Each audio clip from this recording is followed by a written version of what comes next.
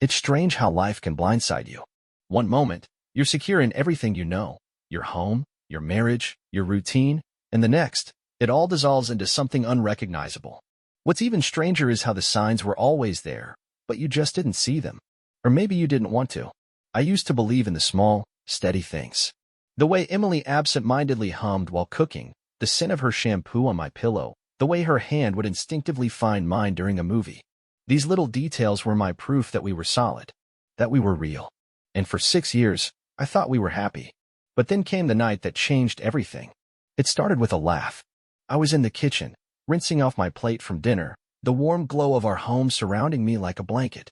Emily was curled up on the couch, legs tucked beneath her, wine glass in hand, scrolling through her phone. It was an ordinary night, too ordinary. Then I heard it. A soft, breathy laugh. The kind I hadn't heard in years. It wasn't a forced chuckle or an amused exhale. It was the kind of laugh she used to give me when we first fell in love, genuine, full of something secret and sweet. But I wasn't in the room. I froze, the running water slipping through my fingers as my body went cold. I turned off the faucet and listened. Silence.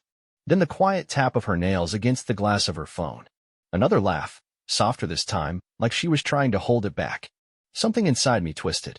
I walked into the living room, drying my hands on a dish towel, keeping my voice light. What's so funny? She startled slightly, her fingers tensing around her phone before she flicked her gaze up at me with an easy smile. Too easy. Oh, just a dumb meme Rachel sent me, she said, locking her phone without hesitation. A lie. I didn't know how I knew, but I did. I could have left it at that. I could have laughed it off, leaned down, kissed her forehead, and let the moment pass.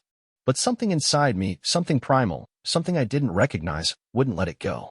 Instead, I sat down beside her and reached for my own phone. Send it to me, I said casually. I could use a laugh.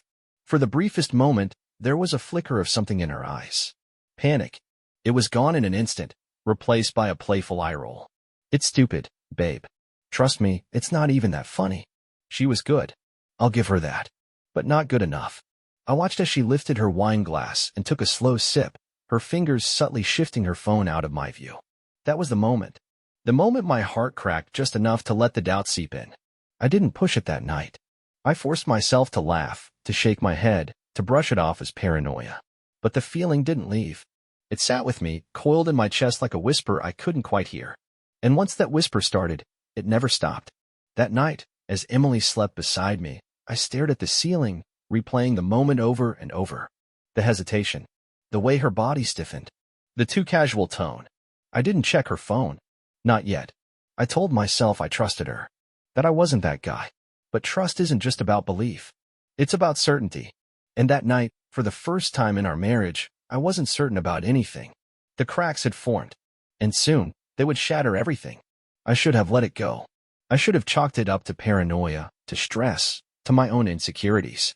But once doubt takes root, it grows fast, wrapping itself around every moment, every word, every glance. It doesn't whisper, it screams. And no matter how much you try to push it down, it demands to be heard.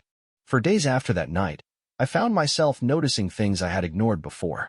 The way Emily would keep her phone angled away from me, her screen always just out of sight. The way she'd laugh at texts but never share them like she used to. The sudden, inexplicable vibrancy in her, like she had a secret, one that made her glow in a way I hadn't seen in years. And then there were the disappearances. Emily had always been social, but she was never the kind of person to stay out late or make last-minute plans. Our life was built on quiet evenings together, movie nights, and shared routines. But suddenly, there were more girls' nights than ever before. More late meetings. More excuses that, on the surface, made perfect sense until you looked too closely. One night, about a week after that first suspicion crept in, she told me she was heading to Rachel's for a movie night. I didn't argue. I didn't ask questions. But as she left, something told me, this is it. This is the night I find out. I didn't follow her. I didn't track her phone or check her location. I didn't have to. Instead, I called Rachel. She picked up after the third ring, her voice casual. Hey, Mark. What's up?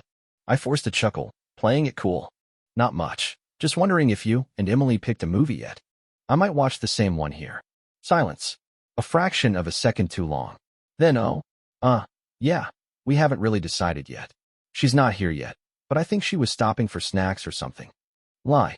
A cold, heavy weight settled in my chest, but I kept my voice even. Ah, got it. Well, tell her to bring some home for me. I'll see you guys later. I hung up before she could respond, before the guilt in her voice could seep through. Then I waited. Hours passed. I sat on the couch, the TV playing something I wasn't watching. My hands were clenched into fists, my mind racing. A part of me wanted to believe she really was with Rachel, that maybe she had just taken a detour, gotten caught up in something innocent. But the other part of me, the part that had been screaming since that night on the couch, knew. It was almost midnight when Emily walked through the door. Her makeup was perfect, her hair freshly brushed, her clothes too pristine for someone who had been curled up on a couch watching movies. And worst of all, she smelled different. Not her usual perfume. Not like home. But like something foreign. Something that didn't belong to me. She smiled like nothing was wrong. Hey babe, you're still up? I nodded, watching her carefully. Yeah, just waiting for you. She set her purse down, kicking off her shoes. You didn't have to do that. We just got caught up talking. I didn't move. I didn't blink. I let the silence stretch until she glanced at me, shifting under my stare. Finally, I spoke. How's Rachel? Another hesitation. Just a fraction of a second.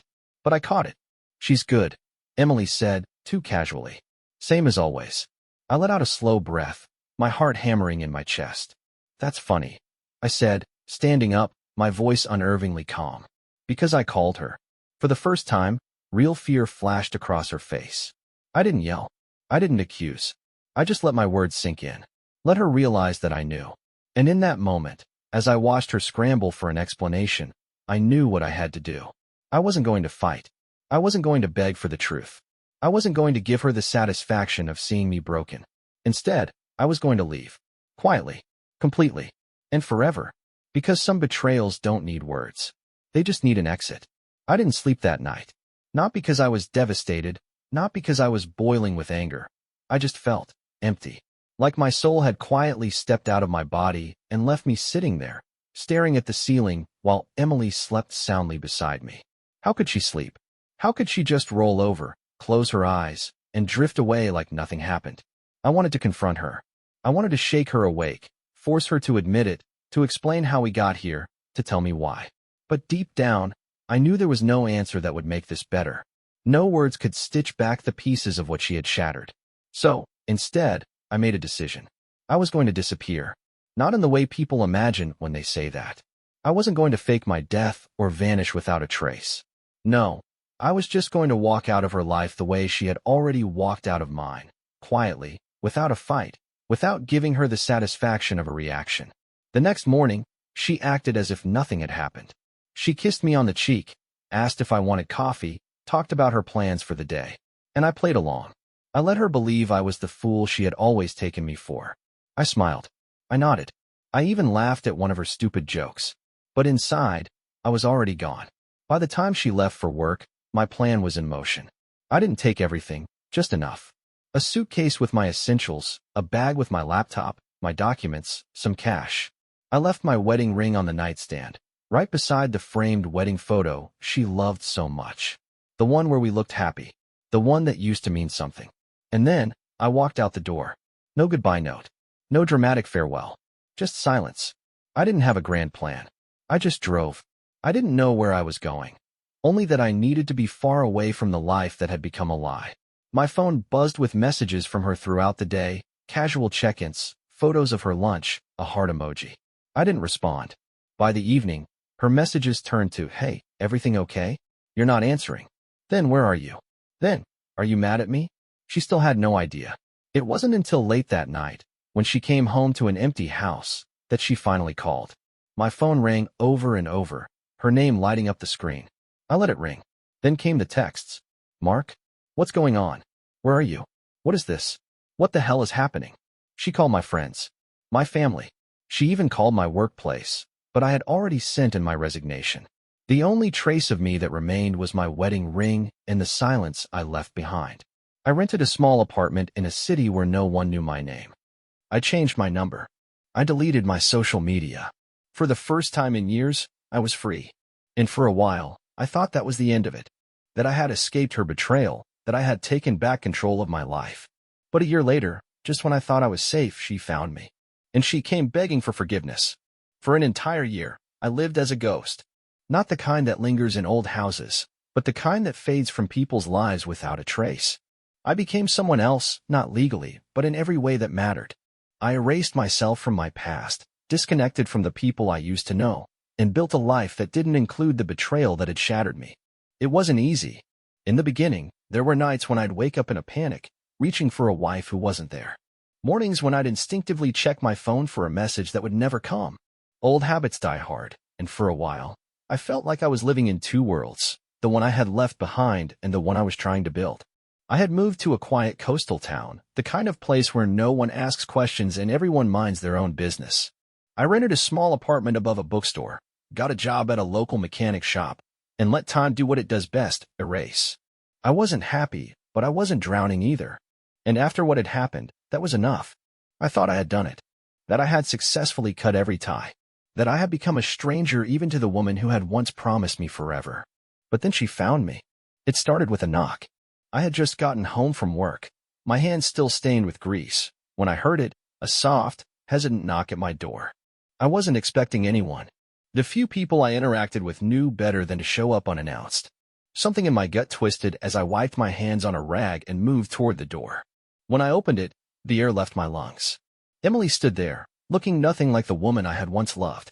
She was thinner than I remembered, her eyes shadowed, her hair unkempt. But it wasn't her appearance that shocked me. It was the look in her eyes, something desperate, something broken. For a moment, neither of us spoke. We just stood there, staring at each other, the weight of a year's silence pressing down between us. Then, she exhaled shakily, her hands gripping the strap of her purse like it was the only thing keeping her upright. "Mark," she whispered. I didn't move. I didn't speak. I just stared at her, waiting. She swallowed hard, her lips trembling as she tried to hold back whatever storm was raging inside her. "I've been looking for you." I leaned against the doorframe, crossing my arms over my chest. "Looks like you found me." My voice was calm and different. The opposite of what I was feeling. Her eyes darted over me, like she was taking in every detail, comparing me to the man she used to know. Can I come in?" I let the silence stretch, watching her shift under my gaze. A year ago, I would have stepped aside without hesitation. A year ago, I would have still been the man who believed in her. But I wasn't that man anymore. I shook my head slowly. "No." Her face crumpled, just for a second, before she masked it with a weak smile. "I deserve that," she murmured. Then, taking a deep breath, she straightened. I just need to talk to you. Please." I should have shut the door. I should have walked away, left her standing there like she had once left me in the wreckage of our marriage. But something in me needed to know. Needed to hear what she had to say. So, against my better judgment, I stepped outside and pulled the door shut behind me. "Talk." She let out a shuddering breath, like she had been holding it in for months. "I messed up," she said, her voice cracking. "I messed up so bad, Mark." I didn't flinch. Didn't offer her comfort. I just stared at her, waiting for her to continue. She wiped at her eyes, sniffling. "I thought I was happy. I don't know what I thought. But I was wrong. About everything. And I lost you. And Her voice broke completely, and she pressed a hand to her mouth, trying to contain the sob that threatened to escape. I should have felt something. Anger. Satisfaction. Pity. But all I felt was exhaustion. "You didn't lose me," I said quietly. "You threw me away." Her breath hitched, and she nodded. "I know. And I hate myself for it." For the first time, I saw it. Real regret. Real pain. But it was too late. "You were my home, Mark," she whispered. "And I don't know how to live without you." I let out a slow breath, running a hand through my hair. "You figured it out just fine for a year." She flinched like I had struck her. Silence stretched between us, thick with words left unsaid. Finally, she spoke again, her voice barely above a whisper. "Can you ever forgive me?" I looked at her, the woman I had once built my life around, the woman who had shattered it without a second thought. And for the first time in a long time, I felt truly free. I didn't answer her right away. I just stood there, staring at the woman I once loved, the woman who had torn me apart, the woman who had somehow managed to track me down after a year of silence. She had asked me if I could forgive her, but she didn't seem to realize that forgiveness wasn't something that could just be granted like an afterthought. It wasn't something she could request as if she were asking for a second cup of coffee. It was something she had stolen from me the moment she made her choice. Emily's breath was shaky, her hands gripping the fabric of her coat like it was the only thing grounding her. The confident, self-assured woman I had once known was gone. And yet, despite the regret, despite the sadness in her eyes, I didn't feel what I expected to feel. There was no burning anger, no deep-seated hatred. Just nothing. "You don't get to ask me that," I finally said, my voice even. I wasn't yelling. I wasn't accusing. I was simply stating a fact. Her lips parted slightly, as if my words had physically hurt her. "Mark, please. I know I don't deserve anything from you, but I need you to hear me out." I let out a slow breath, raking a hand through my hair. I should have walked away right then and there. I should have turned my back on her like she had once turned her back on me. But curiosity is a funny thing. It keeps you tethered to a past you have no business revisiting. "Fine," I said, my voice devoid of emotion. "Talk." She exhaled in relief, like she had just been granted a second chance at life. I made the worst mistake of my life," she began, her voice raw. "When you left, I thought I could move on. I don't know what I thought. Maybe that I was finally free, that I was living life the way I was supposed to. But it didn't take long for me to realize what I had really done." I remained silent, my arms crossed, waiting for her to continue. "I tried to justify it to myself," she went on. "Tried to tell myself that I wasn't really a bad person, that I had just made a bad choice.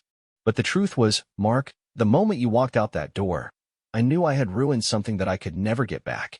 She wiped at her eyes, her hands trembling. "I tried to find happiness without you. I convinced myself that the person I had betrayed you for would be worth it. But he wasn't. He never was. And by the time I realized that, by the time I finally saw the truth, you were already gone." I clenched my jaw, my heart hammering in my chest. I didn't want to care. I didn't want to feel anything for her anymore. But hearing her say it, the confirmation that I had been nothing more than a discarded afterthought, it still stung. She took a step closer, her voice breaking. "I spent months searching for you, Mark. I tried everything. I called everyone I could think of, even went to your old job. But you had erased yourself so completely, it was like you had never existed. And that's when it hit me. You were really gone. And it was my fault." I tilted my head, studying her. "Why now?" She blinked, caught off guard. What? Why are you here now?" I asked, my voice devoid of sympathy. "Why did it take you a whole year to track me down? What changed?" Her lips trembled as she averted her gaze. Because I lost everything." I narrowed my eyes. "And that's supposed to make me feel what?" "Sorry for you." She shook her head quickly, her hands trembling at her sides. No, I don't expect pity. I just wanted to see you. To tell you I was wrong. To tell you that." She inhaled sharply, composing herself. "To tell you that I still love you." The words hung in the air between us, heavy and suffocating. A year ago, those words would have meant everything to me. A year ago, I would have given anything to hear them. But now they were nothing more than an echo of a past that no longer belonged to me. I let out a humorless chuckle. "You love me," I repeated, shaking my head. "That's rich, Emily." She swallowed hard, her eyes desperate. "I do. I swear to you, I do. I was selfish, I was blind, I was everything you don't deserve. But I never stopped loving you, Mark. Her voice broke. "I just didn't realize how much until it was too late." I sighed, running a hand over my face. "And what exactly do you expect me to do with that information?" She stepped forward again, closing the distance between us. "I don't know. I don't expect anything from you. I just needed you to know. I needed you to see that I regret every single thing I did." I stared at her, my emotions a tangled mess of resentment and exhaustion. I could see it now, the way she had convinced herself that if she just apologized, if she just found me and told me she was sorry, everything would magically reset. That we could somehow undo the past and pretend none of it ever happened. But life didn't work that way. "I spent a year rebuilding myself from the ground up," I said, my voice quiet but firm. "I spent a year letting go of you. And now you're here, expecting me to just, what? Take you back? Forgive you?" Tears streamed down her face, but she didn't wipe them away. "No," she whispered. I just needed to see you one last time." I took a deep breath, feeling the weight of this moment settle over me. And then, with a final glance at the woman who had once been my entire world, I made my choice. The weight of her words should have crushed me. A year ago, they would have. A year ago, I would have given anything to hear her say those things, to tell me she regretted it, to admit that she had been wrong. But standing there, face to face with the woman who had once been my entire world, all I felt was a quiet kind of exhaustion. Not anger, not grief, just the deep, hollow realization that I didn't care anymore. Emily was crying now, her mascara smudged, her body trembling as she waited for me to say something. I could tell she had rehearsed this moment in her head, imagined how it would go, probably convinced herself that I would take her into my arms and tell her that all was forgiven, that we could start over, that our love was stronger than the betrayal that had torn it apart. But that wasn't how life worked. "I'm sorry, Emily," I said at last, my voice steady. "But I don't think you understand something." She sniffled, wiping at her face. "What?" "I'm not the same person you left behind," I told her. "That version of me, the one who would have given anything for this moment, he doesn't exist anymore." She shook her head, stepping closer. "Mark, please." "No," I interrupted, my voice firm. "You don't get to show up after a year and rewrite history. You don't get to decide when I matter again." Her shoulders trembled as she exhaled shakily. "I never stopped loving you." I laughed, an empty, bitter sound. "You loved me so much you threw me away?" She flinched. "It wasn't like that, wasn't it?" I crossed my arms. "Tell me something, Emily. Did you even think about me while you were with him? Did you ever stop, even for a second, and wonder what it would do to me?" Her lip trembled. "I thought," she swallowed, shaking her head. "I thought you'd always be there." And there it was. The truth. The ugly, unfiltered truth that she had never intended to say out loud. She had thought I would wait for her. That no matter what she did, no matter how deeply she cut me, I would still be there when she was ready. But I wasn't. I let out a slow breath, looking past her toward the setting sun. The sky was painted in shades of orange and pink, the kind of beauty I had learned to appreciate in my year of solitude. "I spent so much time trying to understand," I admitted quietly. "Trying to figure out why you did it. What I did wrong. Why I wasn't enough." "You were enough," she whispered. "I was the one who wasn't." I looked back at her then, really looked at her.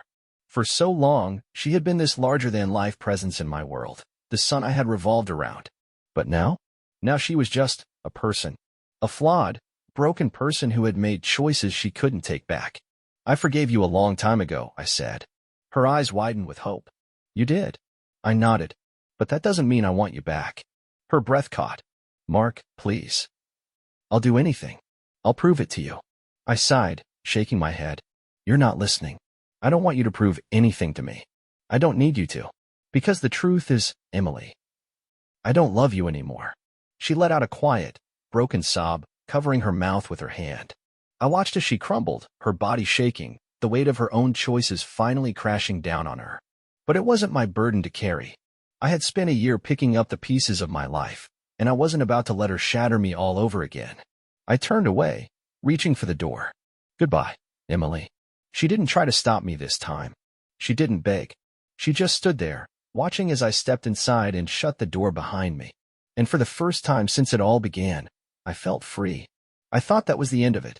That once I shut the door on Emily, she would fade back into the past, where she belonged. But life doesn't work like that. Just because you walk away from something doesn't mean it won't come looking for you again. The next morning, I woke up feeling lighter than I had in years. It was strange, like the weight I had been carrying without realizing it had finally lifted. I had been bracing myself for that moment, her return, her apology, her desperate attempt to fix what she had broken. And now that it had happened, now that I had faced her and walked away without a single regret, I felt whole. For the first time since I left, I could breathe. I went about my usual routine, showered, made coffee, stepped out onto the small balcony of my apartment to watch the waves crash against the shore. This quiet coastal town had become my sanctuary, a place where no one knew my name, where I could exist without the shadows of my past creeping in. But that illusion shattered the moment I turned back toward my front door and saw Emily sitting on the bench outside my building. She looked different from the night before, less composed, more desperate. Her hair was pulled into a messy bun, her eyes red-rimmed, as if she hadn't slept. She was gripping a to-go cup of coffee with both hands, staring down at the pavement like she was gathering the courage to come back up. I could have ignored her, pretended I didn't see her, let her sit there until she realized I wasn't coming out. But something told me that if I didn't handle this now, she wouldn't stop. With a sigh, I grabbed my keys and headed downstairs. She looked up the second I stepped outside, her eyes widening with something that almost looked like relief. "Mark." I stayed where I was, keeping a safe distance between us. "What are you doing here?" She let out a shaky breath. "I know I should have left last night. I know you don't want to see me, but I couldn't just walk away. I crossed my arms, feeling the exhaustion creep back in. Emily, I said everything I needed to say. There's nothing left for us. She swallowed hard, her grip tightening on the coffee cup. I get it. I do. But I need you to understand something. She hesitated, her voice barely above a whisper. I didn't just lose you. I lost everything. I tilted my head, watching her carefully. What does that mean? She laughed, but it was hollow, bitter. It means that after you left, my life fell apart. The person I threw you away for? He didn't stick around. Turns out, he wasn't looking for anything real, just something convenient. And once I was alone, once I had nothing left, I realized just how badly I had screwed up. I didn't feel sorry for her. Not even a little. Actions have consequences, and she was finally facing hers. But what surprised me was how small she looked, how lost. She took a deep breath, meeting my gaze. I tried to pretend I was okay. I tried to move on, to act like I was fine. But I wasn't. I was drowning, Mark. And you were the only person who ever made me feel like I was worth something. I clenched my jaw. And that's supposed to mean what? That now that your life is in shambles, I should take you back. She flinched, but she didn't deny it. I exhaled sharply, shaking my head. That's not how this works, Emily. You don't get to walk back in and expect me to fix you. I spent a year fixing myself, and I won't let you tear that apart. She nodded slowly, biting her lip. I understand. I do. And I know I don't deserve anything from you. But I just needed you to know. I never stopped loving you. I laughed, but there was no humor in it. You loved me so much you betrayed me? Her face crumpled. I was selfish. I was stupid. I thought I wanted something else, and by the time I realized my mistake, it was too late. I studied her, searching for something, anything, that would make me believe she was telling the truth. But it didn't matter. Even if she was, even if she meant every word, it changed nothing. You can't unbreak something that's already shattered, I said quietly. She blinked back tears. So that's it.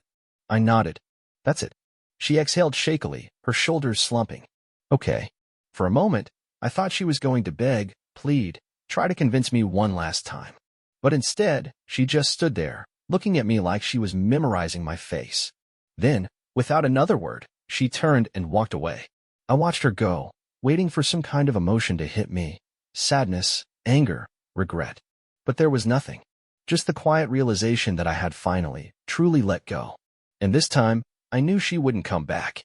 I stood there for a long time after Emily walked away, watching as she disappeared down the street. The woman who had once been my entire world was now just another stranger passing through my life. And for the first time since I had left, I felt completely, utterly free. No more wondering. No more waiting. No more replaying the past in my head, trying to find the moment when everything went wrong. It was done. The chapter was closed. And I was still standing. That night, I sat on my balcony with a cold beer, watching the ocean. The waves had become my closest companions in the last year, constant, steady, always moving forward.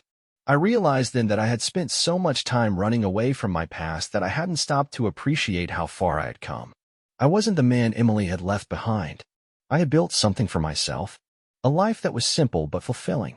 I had a job I enjoyed, a home that was truly mine, and a sense of peace I never thought I'd find again. And best of all, I was happy.